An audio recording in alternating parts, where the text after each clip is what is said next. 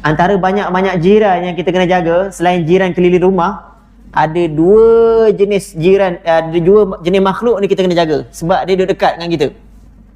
Apa dia? Malaikat raqib dan atid. Hari-hari 24 jam tak pernah berpisah dengan kita. Maka kata beliau, janganlah kamu menyakiti dua malaikat ini dengan kamu berbuat maksiat. Tetapi sebaliknya kamu jagalah hak mereka berdua sebagai jiran kamu dengan kamu buat amal baik, lalu mereka tulis yang baik-baik sahaja. Kalau kamu buat dosa, maka mereka telah menulis satu dosa untuk kamu. Kamu sedang menyakiti mereka. Ini kata Imam Al-Qushairi rahmatullahi alaih. Sangat haluslah. Yang ni lagi lah kita tak jaga, betul tak? Yang nampak pun tak jaga, yang tak nampak lagi lah tak jaga.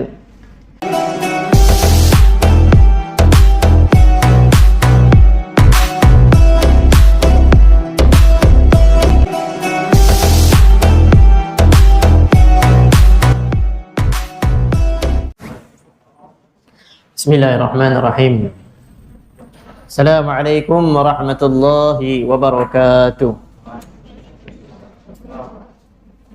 Alhamdulillah. Alhamdulillahi rabbil alamin.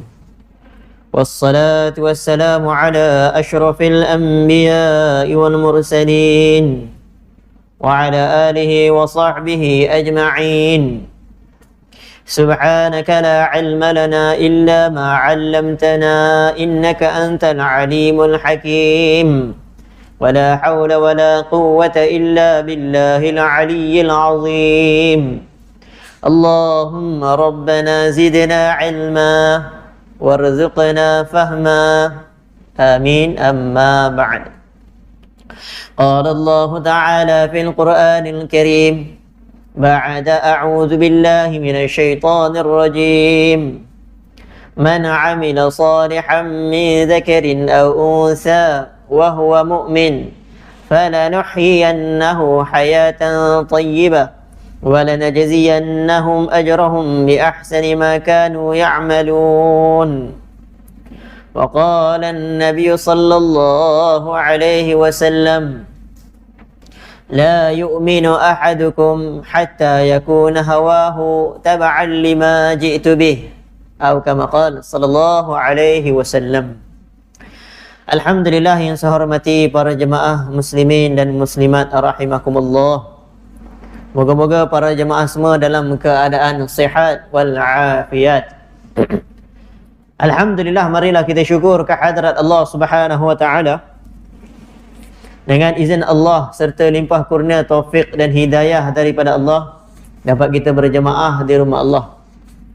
Moga-moga Allah Subhanahu wa taala, Tuhan yang Maha Pengasih lagi Maha Penyayang, menerima semua amal ibadat yang kita kerjakan. Dan semoga Allah Subhanahu wa taala memberi taufik kepada kita semua untuk terus menjadi hamba Allah yang taat kepadanya sehingga ke akhir hayat. Amin ya rabbal alamin.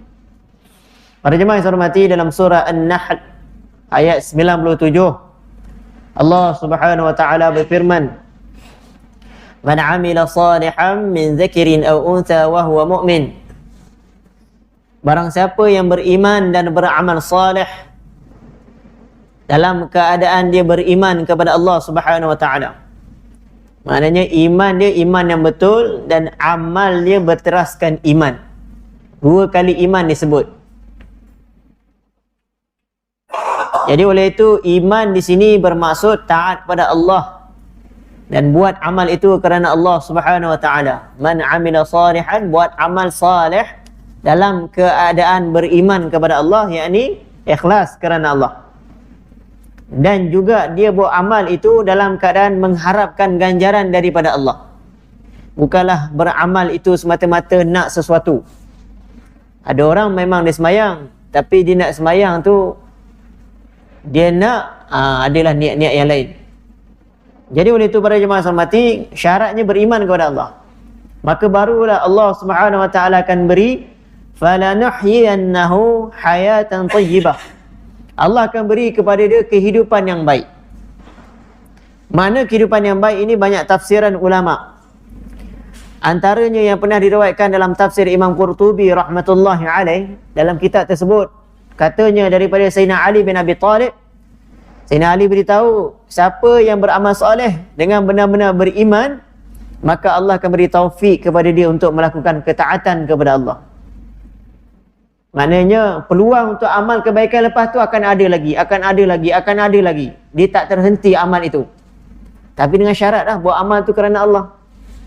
Ada makna yang lain sebagaimana daripada perkataan ulama yang bernama Ad-Dhahhak. Bila beritahu, siapa yang beramal amalan soleh tersebut dengan syarat dia beriman, maka dia akan dapat kehidupan. Maka kehidupan dia tu tak kiralah dia hidup susah ke hidup senang, kehidupan tu adalah baik. Maknanya penilaian bukan hidup tu kita kata dia kaya, itulah kehidupan yang baik. Bukan. Hayatan tayyibah adalah bila dapat melakukan ketaatan kepada Allah. Baik kaya, baik miskin. Apa gunanya kaya kalau tak taat pada perintah Allah? Dan malanglah satu orang miskin tak taat langsung pada Allah. Adalah miskin tak taat pula, lagi teruk. Akhirat pun tak dapat, dunia pun tak dapat. Malang 1000 kali malang. Jadi oleh itu, ini salah satu tafsiran. Ada ulama kata hayatan tayyibah ila Allah akan beri syurga. Memang kita semua nak syurga, tak ada kehidupan yang lebih baik daripada kehidupan di syurga. Tetapi untuk kita sampai ke syurga, syaratnya sekarang ini kena amal soleh betul-betul. Buatlah apa yang kita mampu. Yang penting ia adalah amalan yang menyebabkan Allah redha. Baiklah tu, amal soleh. Kemudian juga para jemaah yang saya hormati, sambung lagi ayat tu. Allah kata lagi, wa lanajziyannahum ajrahum bi ahsani ma kanu ya'malun. Allah akan beri, kami akan beri balasan kepada mereka dengan lebih baik. Ganjaran kepada mereka disebabkan apa yang mereka kerjakan daripada amalan soleh. Jadi Allah Subhanahu wa taala akan balas. Tak mungkin kita buat satu amalan soleh dalam keadaan benar-benar beriman, tiba-tiba Allah tak terima langsung. Mana mungkin? Ini janji Allah. Maka yakin dan percayalah kita semua, moga-moga kalaulah contoh kita doa tak makbul kat dunia, jangan sedih. Walaupun kita doa panjang, dah pergi ke Kaabah, dah depan Kaabah doa, nampak macam sama je balik kan.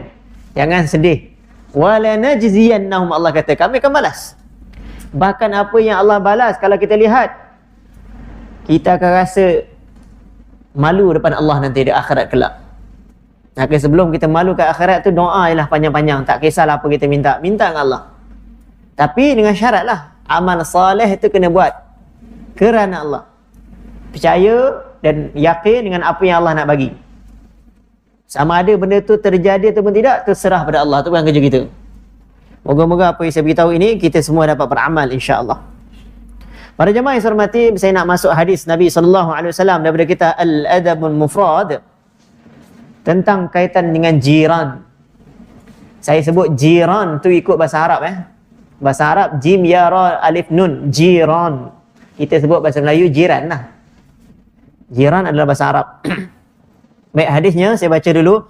Wa bihi qala hadatsana Ismail bin Abi Uwais qala hadatsani Malik an Yahya bin Sa'id qala akhbarani Abu Bakr bin Muhammad an Amrah an Aisyah radhiyallahu anha an Nabi sallallahu alaihi wasallam qala ma zala Jibril alaihi salam yusini bil jari hatta dhanantu annahu sayuwarrisuhu atau kama qala sallallahu alaihi wasallam. Para jemaah yang saya hormati, hadis ini riwayat daripada Sayyidatina Aisyah radhiyallahu anha, isteri Nabi sallallahu alaihi wasallam.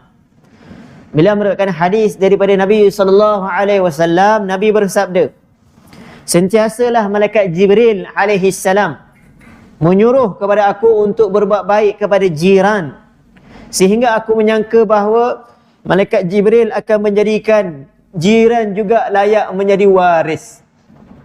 Jiran juga layak menjadi waris. Jadi saya akan terangkan dulu hadis ni. Yang pertama ialah Nabi SAW beritahu, malaikat Jibril mewasiatkan kepada aku, memerintahkan aku. Bila disebut wasiat dalam hadis, bukanlah maknanya beri harta selepas mati. Bukan begitu. Kita biasa faham wasiat ialah semua sesuatu harta yang dibuat. Maknanya dia nak bagi untuk wakaf ke, nak bagi pada sibulan-sibulan ke, yang mana dibuat itu untuk jadinya lepas mati. Itu dia panggil wasiat. Sinonimnya dengan harta. Tapi di sini bukanlah malaikat pula bagi harta pula pada Nabi, bukan. Bila masa pula malaikat Jibril ada harta. Maka maksudnya adalah bila sebut wasiat dalam hadis bermakna perintah, arahan, menyuruh. Itu makna wasiat dalam hadis. Jadi hadis ni malaikat Jibril perintah Nabi SAW supaya berbuat baik kepada jiran. Dan berterusanlah malaikat Jibril suruh buat baik kepada jiran, sehingga seolah-olah macam malaikat Jibril nak jadikan jiran ini juga layak dapat harta pusaka. Sampai begitu sekali. Yang ni kita kena faham betul-betul. Bukan maknanya jiran tu kalau dia bukan keluarga kita dia layak jadi waris. Bukan. Maknanya ialah bila kita ada jiran, kita kena tahu bahawa sebahagian daripada harta kita jiran juga layak dapat. Iaitu dari segi kita kena sedekah. Tiba-tiba kok dia susah dan dia jiran kita, kita buat tak tahu je, maka kita dihukumkan berdosa. Dia lapar, kita kenyang, tidur lena, maka kita dikira berdosa. Itu maksudnya. Seolah-olah harta kita tu kalau tak bagi, habis kita. Sebagaimana harta pusaka. Harta pusaka mana boleh main bahagi-bahagi suka-suka hati, tak boleh. Dia dah ada dah siapa layak dapat, siapa tak layak dapat, berapa banyak layak dapat, berapa banyak nak dibahagikan. Semuanya ada kiraan-kiraan tertentu. Tak boleh kita kata nak tukar dah, tak nak pakai, tak nak ikut faraid lah. Tak boleh. Dulu saya pernah beritahu kan, sebelum nak bahagi sama rata, kena bahagi dulu secara faraid. Orang selalu kata kalau bagi faraid ni nampak macam tak adil. Biasa kita dengar kan, laki lagi banyak pada perempuan. Kita perlu jawab kepada dia, siapa buat faraid? Nabi ke buat faraid? Jawapannya Allah. Takkan Allah ni tak tahu pasal faraid? Kalau dia kata faraid tak adil, bermakna dia kata Allah tak adil. Itu je. Siapa kata harta faraid bahagi tak adil, dia sedang mengatakan Allah tidak adil. Mana mungkin Allah tidak adil? Maka sebab tu saya kata tadi, nak bahagi harta sama rata, boleh, tak ada masalah. Tapi beritahu dahulu secara faraid. Berapa orang tu dapat? Orang ni dapat berapa, anak perempuan dapat berapa, anak lelaki dapat berapa, kalau yang meninggal tu bapa, anak ibu dapat berapa. Begitulah. Jadi dah tahu bahagian masing-masing, satu per berapa tu, dua berapa ke, kemudian harta tu dikumpulkan semua. Kalau kita katalah harta si mati tu ada 1 juta, mana tahu? Pecahkan 1 juta tu ikut pembahagian, ikut faraid. Semua tahu, kalau ikut faraid dia dapat banyak ni. Lepas tu baru bincang balik, nak bahagi tak sama rata? Biasanya orang tak nak lagi bagi sama rata bila tengok faraid. Jadi, kalaulah sesudah itu, orang yang dapat lebih, tiba-tiba dia kata, saya nak bagi bahagian saya kepada orang, contoh dia laki, anak laki. Dia kata, siang adik perempuan dia dapat sedikit, dia nak bagi. Itu lain. Itu hak dia. Sebab tu bahagi selepas faraid baru betul. Bukan bahagi itu sebelum faraid. Mendahului hukum Allah. Jadi ni dalam bab ni kita mengajilah elok-elok bab faraid, tapi ni bukan malam ni saya nak cerita pasal faraid. Saya nak cerita pasal jiran.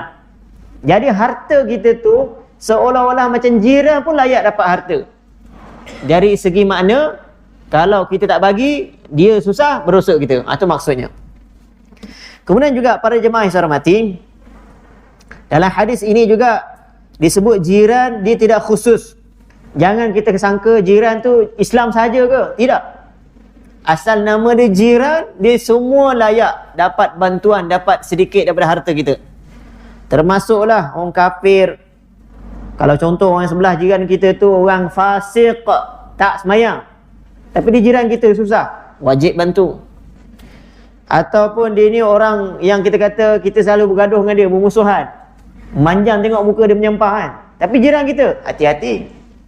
Kemudian juga tak kira jiran tu orang luar, tak ada kena-mengena dengan kita, baru kenal, baru pindah, walaupun jiran tu jahat sekalipun, maka semua kata-kata itu tak bermakna dia tak layak jadi jiran. Dia jadi jiran.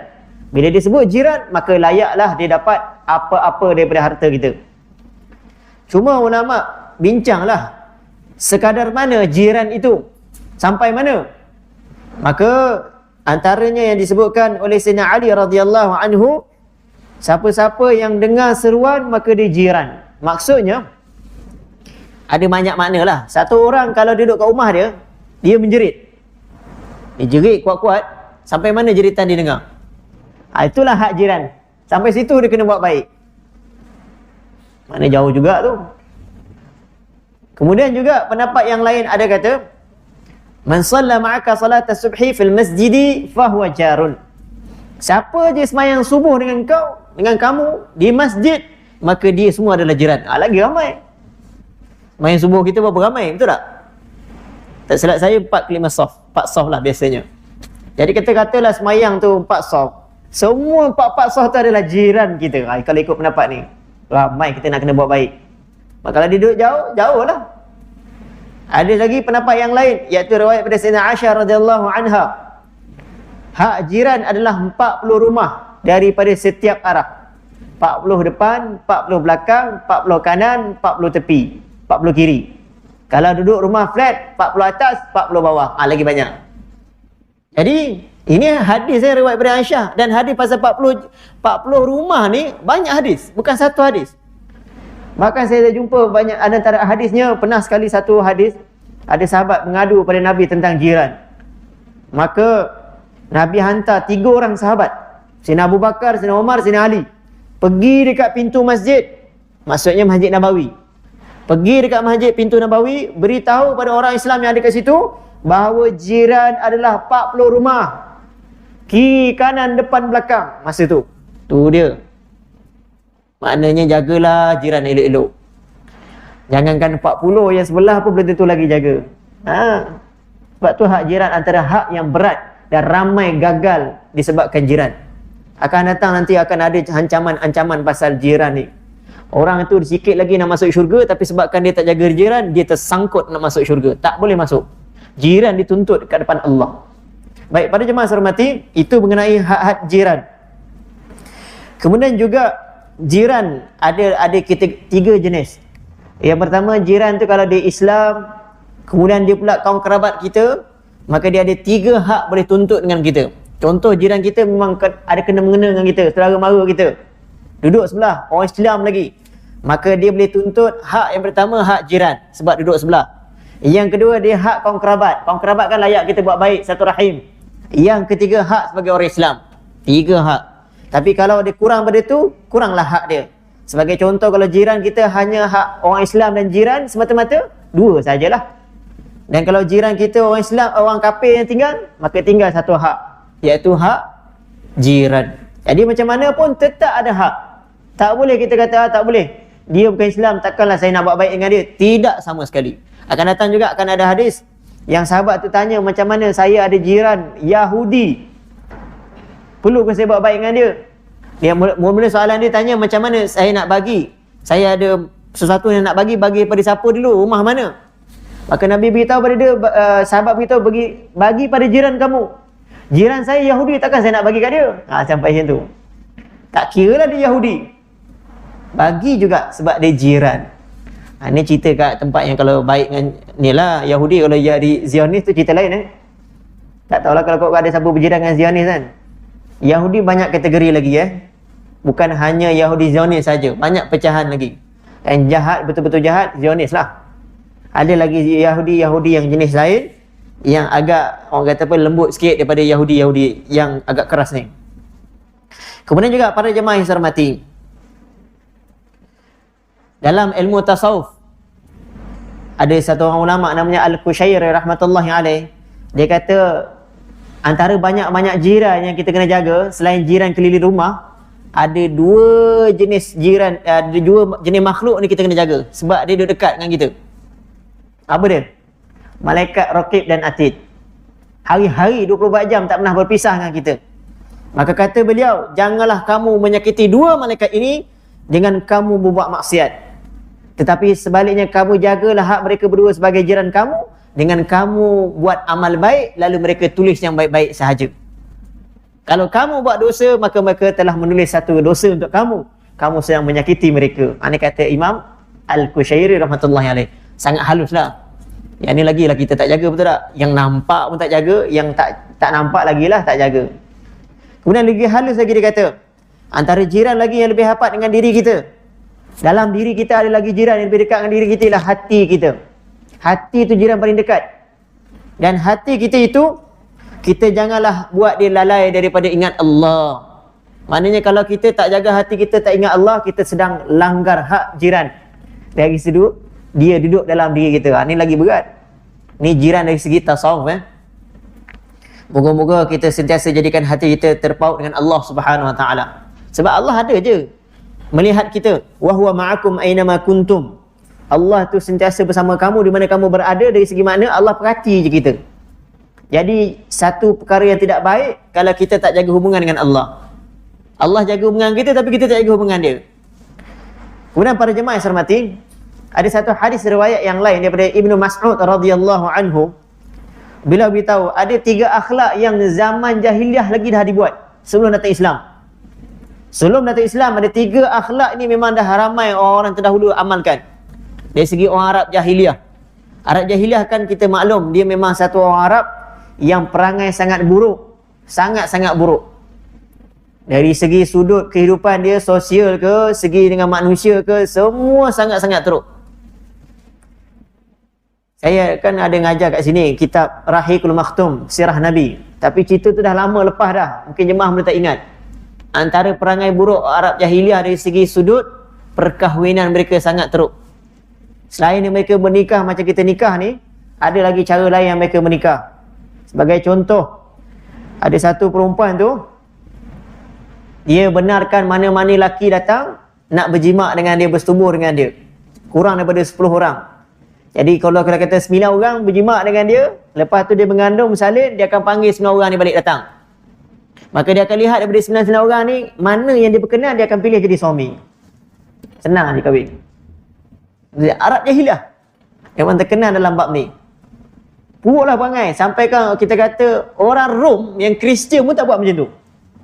Orang Farsi yang orang kata apa, tentera yang jahat, Raja Kisra, antara raja yang zalim, tapi dalam bab benda ni tak boleh imagine buruknya perangai orang Arab ni. Sampai begitu sekali. Itu antara cerita buruk orang Arab jahiliah. Tapi walaupun buruk Arab jahiliah ini, ada 3 akhlak yang sangat baik yang mereka dah amal lama. Iaitu kata Ibnu Mas'ud radhiyallahu anhu, iaitu apa dia? Mereka kalau ada tetamu datang, mereka akan layan sehabis mungkin tetamu tersebut. Ini kita gagal dalam bab ni. Dari segi maksudnya kalau layanan tu kita kadang berkira, betul tak? Nak bagi pun tengok, alamak dia datang pula rumah kita. Begitu kan. Contoh hari raya. Betul tak? Memanglah hari raya ni kita pun kadang penat juga layan tetamu. Tapi dah nama hari raya, layanlah tetamu itu dengan sebaik-baiknya. Dari pihak tetamu tu kenalah faham waktu bila nak ziarah. Ini time tengah hari lepas zuhur datang, memanglah orang tu tak selesa nak layan. Tengah pukul 12 datang ziarah, mau tu marah. Jadi kena tengok jugalah masa bila nak ziarah. Itu dari segi tetamu. Tapi kalau tetamu tu datang, contoh kawan kerabat kita, keluarga kita, takkan kita nak marah? Keluarga kita, tak kira dah datang pukul apa pun, tetap kena layan. Jadi bab melayani tetamu ni Arab jahiliah mendahului daripada kaum-kaum yang lain. Itu yang pertama. Yang kedua, kalau ada sesiapa di kalangan mereka yang ada hajat keperluan, maka mereka akan gotong royong bersama-sama nak bantu selesaikan hajat dia. Contohlah tiba ada kawan kerabat, ada sesiapa nak kahwin, nikah kahwin. Maka semua yang lain-lain tu pakat tolong gotong royong, sama-sama bantu dia selesaikan hajat kenduri kahwin dia. Yang ketiga, kalau ada siapa-siapa di kalangan mereka jiran ada hutang ataupun ada susah payah, maka mereka akan bantu jiran tadi sehingga jiran tadi terlaksana, terlunas hutang dia. Ini bab jiran Arab jahiliah pun jaga juga. Moga-moga kita jadilah sifat yang baik ini. Jadilah sifat yang baik ini. Walaupun ni bukan sifat kita kata bukan orang jahiliah je kena ada, orang Islam pun kena ada sifat ni. Maka kita amallah 3 akhlak tadi. Layan tetamu.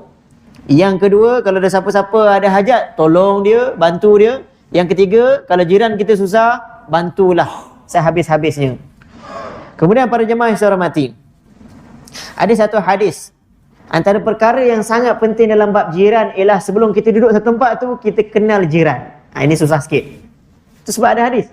Antara hadisnya yang diriwayatkan oleh Sayyidina Sa'id bin Rafi' bin Khudaid daripada ayahnya, daripada datuknya, Nabi SAW bersabda, iltamisul jara qabla syira'id dari wal rafiqa qabla tariqi.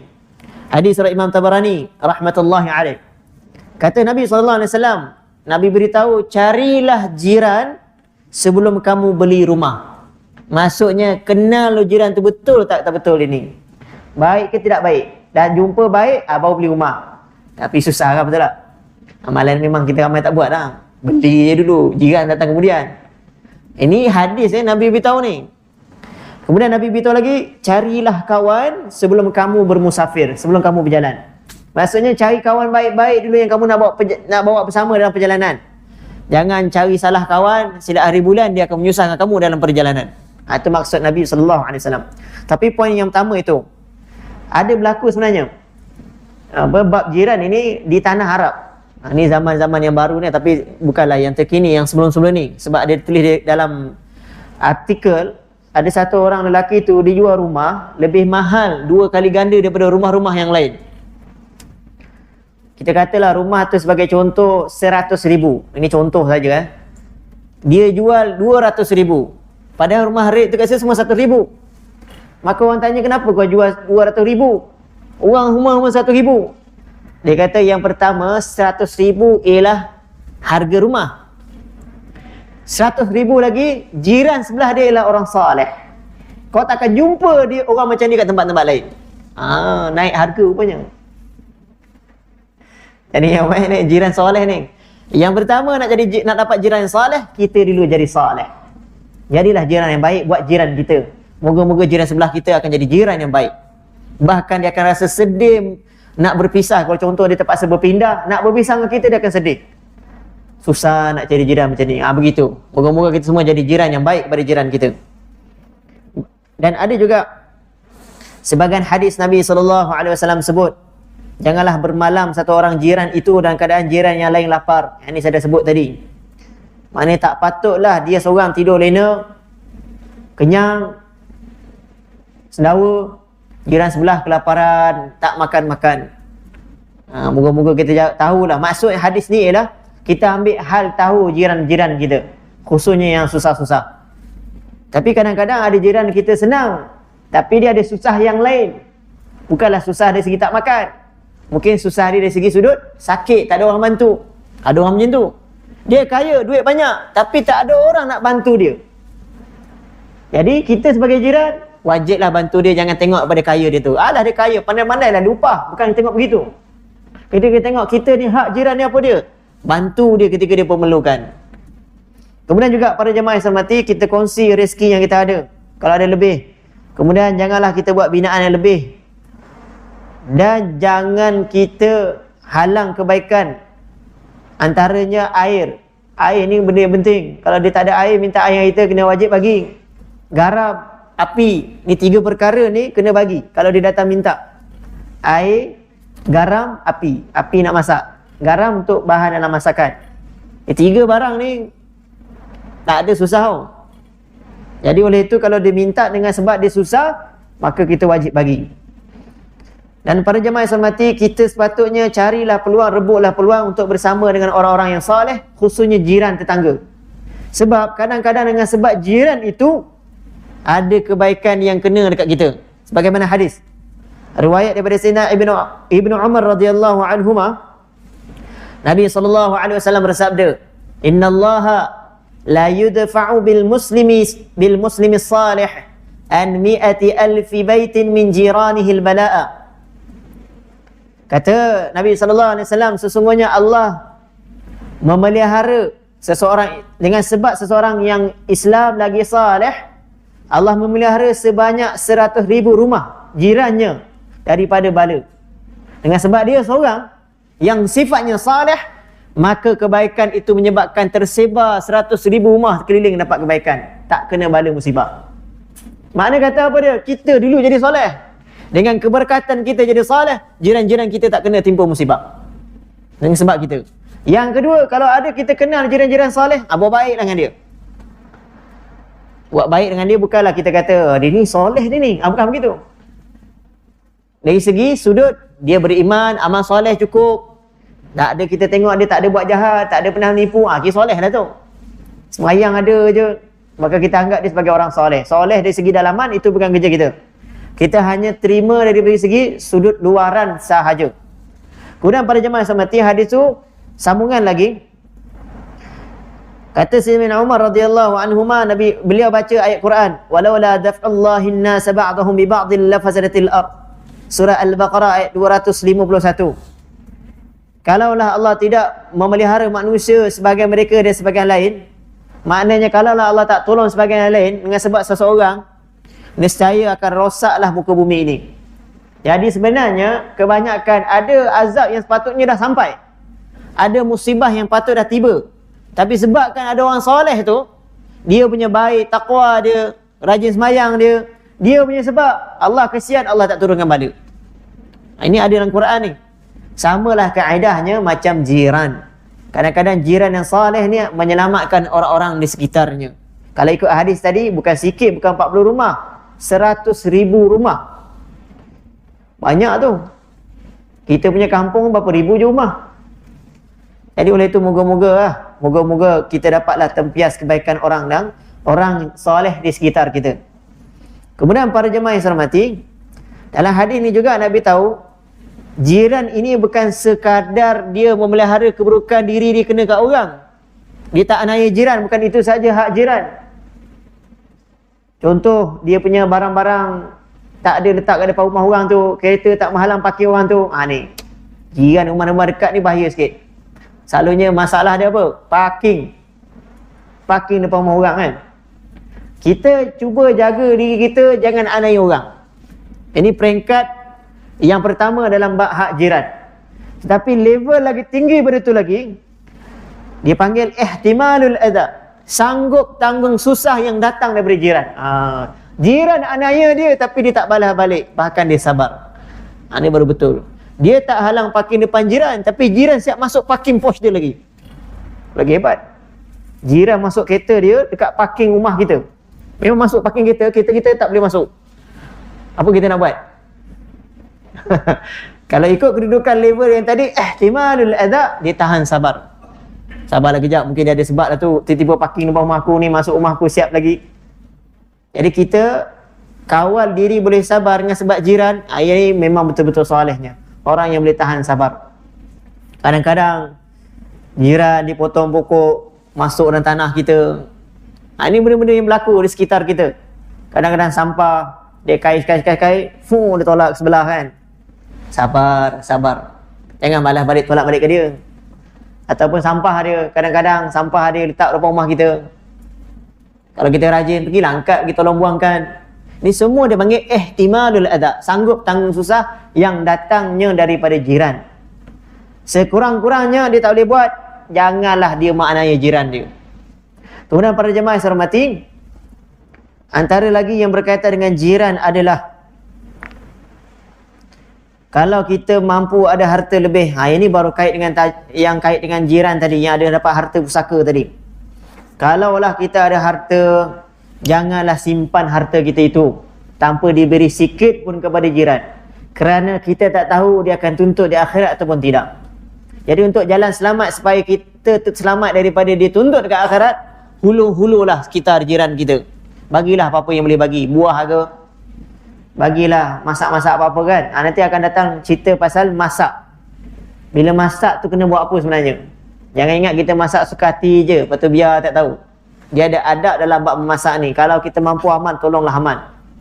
Jadi, mana-mana jiran yang mampu, tiba-tiba dia tak bagi pada jiran yang sebelah dia, maka jiran itu akan tuntut depan Allah. Dia akan tanya, ni Mamat ni sebulan ni, dia tutup pintu dia, ya Allah, dia tak bagi apa pun kat aku.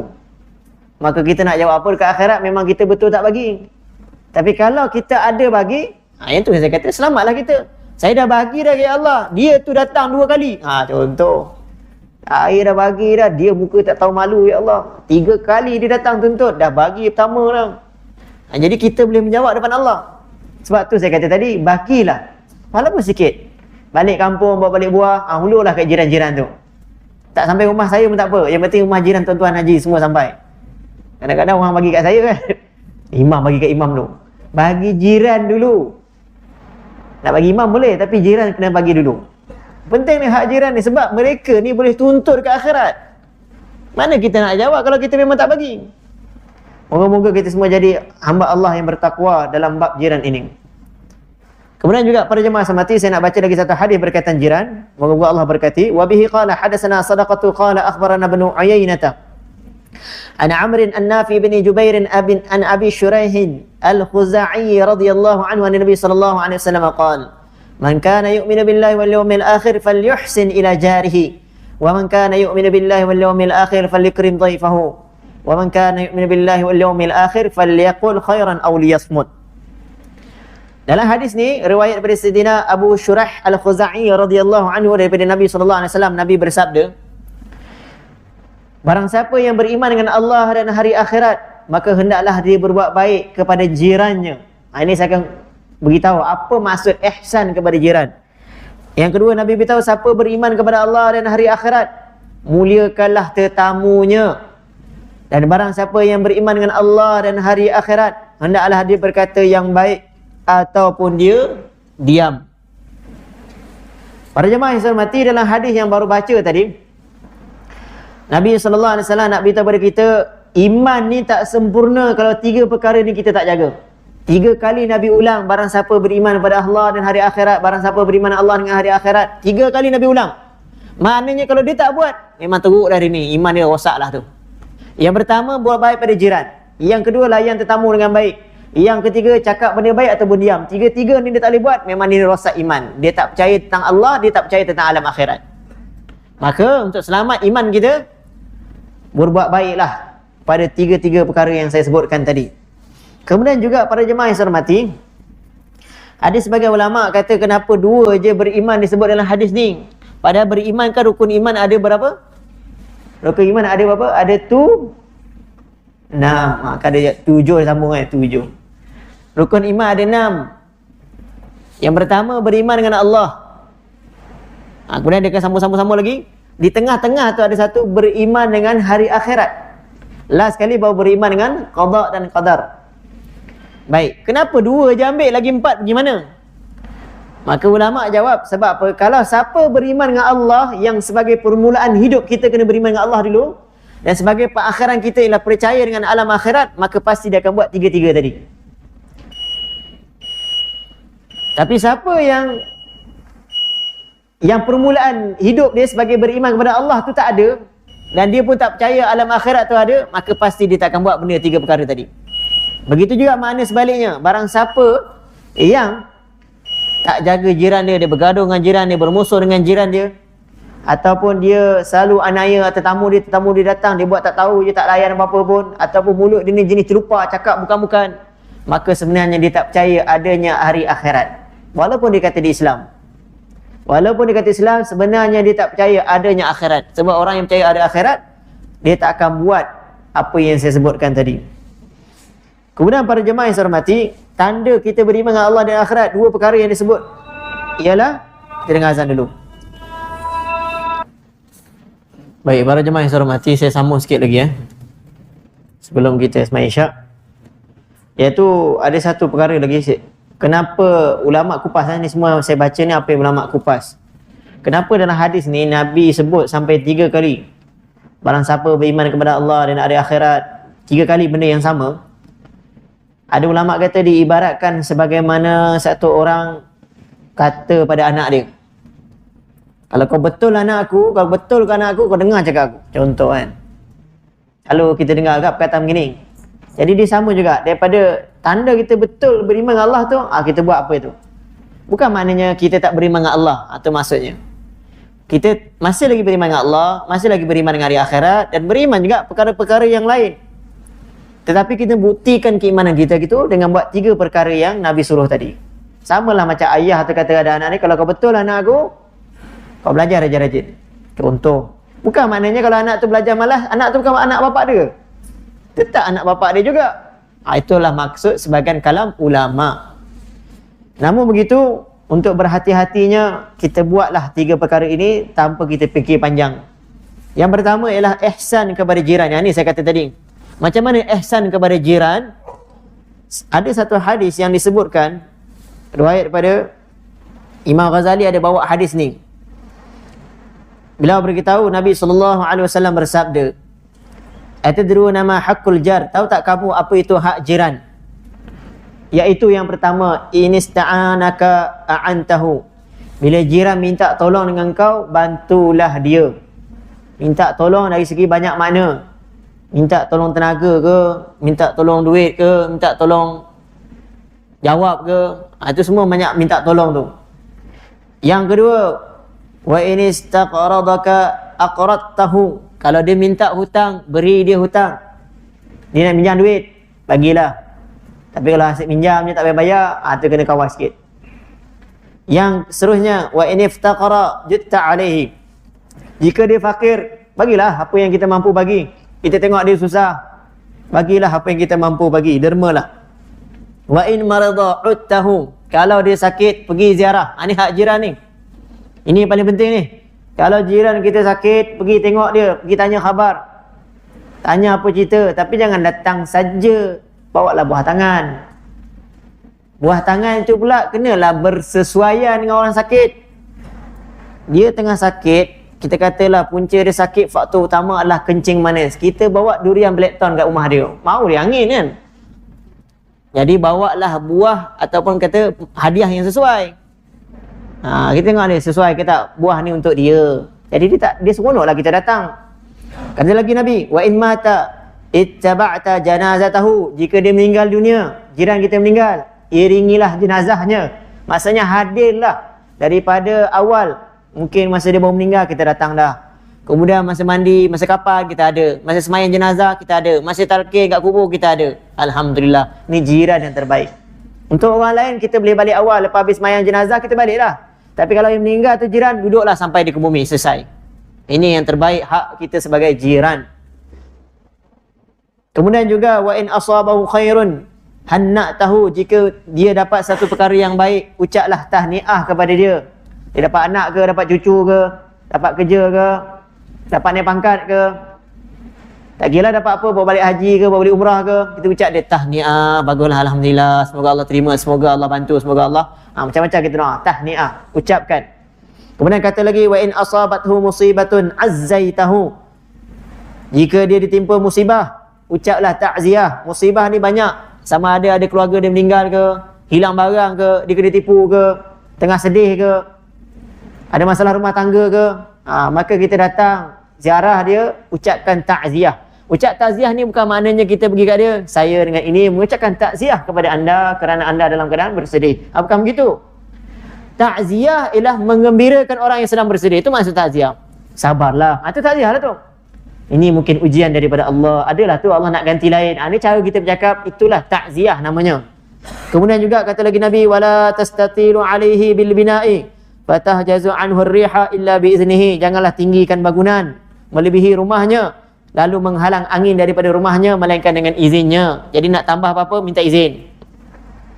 Wa in ishtaraita fakihatan fahdi lahu. Kalau beli buah, hadiahkanlah untuk dia. Kalau kita bawa balik apa-apa buah, hadiahlah untuk dia sikit. Wa illam taf'al fa adkhilhu sirran. Kalau tak boleh buat, tak nak bagi kat dia, tak apa, masukkan dalam rumah secara senyap-senyap. Datang tu letak dalam plastik hitam. Plastik hitam ni bukan cerita bulan Ramadan Ni luar Ramadan. Bawa plastik hitam, masuk dalam buah tu, senyap-senyap bawa masuk rumah. Jangan sampai dia tahu. Jangan sampai dia tahu yang kita bawa balik. Ada juga yang teruk perangai. Dia bawa balik tu, lenggang macam ni kan. Orang jiran tengok, tu nak menunjuk lah tu. Dah bergaduh sama jiran. Jadi jaga hak ni sangat penting. Kita nampak macam tak ada apa. Kemudian para jemaah sahabat kata lagi Nabi, wala yukhrij biha waladuka. Wala yakhruj biha waladuka liyaghiza biha waladuhu. Janganlah anak engkau bawa keluar buah itu lalu menyebabkan anak dia marah. Maksudnya anak kita makan buah tadi depan anak dia pun jela tak dapat makan. Dah, ni pun salah juga sebenarnya. Dia pesan anak kita makan rumah je, jangan bawa keluar.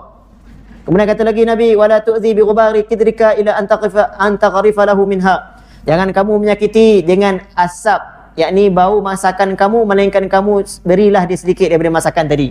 Ini tadi. Masak biar lebih. Tapi kalau tak nak bagi kat orang, masak tu cubalah jaga. Bau dia jangan sampai rumah dia. Asap bau makanan jangan sampai. Ni bukan senang ni. Tapi ni Nabi beritahu ni. Dan tanya lagi Nabi, atadru nama haqqul jar. Tahu tak kamu apa hak jiran? Walladhi nafsi biyadih. La yablu haqqul jar illa man rahimallahu ta'ala. Kata Nabi, demi zat yang nyawaku di tangannya, tak akan sampai kamu ke tahap hak jiran ini, melainkan hanya orang yang dirahmati oleh Allah. Maksudnya ialah tak ramai boleh buat apa yang saya beritahu tadi dalam hadis. Tak ramai boleh buat semua. Contoh bawa masuk makanan rumah, bukan senang, mesti confirm dia nampak.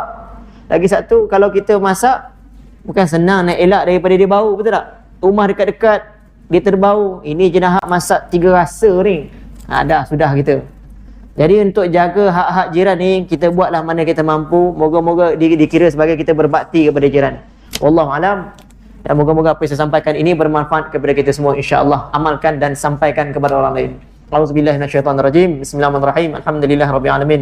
Wassalatu wassalamu ala asyrafil anbiya'i wal mursalin wa ala alihi wa sahbihi ajma'in. Allahumma inna na'udzubika min 'ilmin la yanfa' min qalbin la takhsha' min nafsin la tashba' min da'watin la yustajabu laha. Allahumma arina al-haqqa haqqan warzuqna ittiba'ah wa arina al-batila batilan warzuqna ijtinabah. Rabbana atina fid dunya hasanatan wa fil akhirati hasanatan wa qina adzabannar. Sallallahu ala sayyidina Muhammad wa ala alihi wa sahbihi ajma'in. Walhamdulillahi rabbil alamin. Subhanakallahumma wa bihamdika asyhadu an la ilaha illa anta astaghfiruka wa atubu ilaik. Assalamualaikum warahmatullahi wabarakatuh.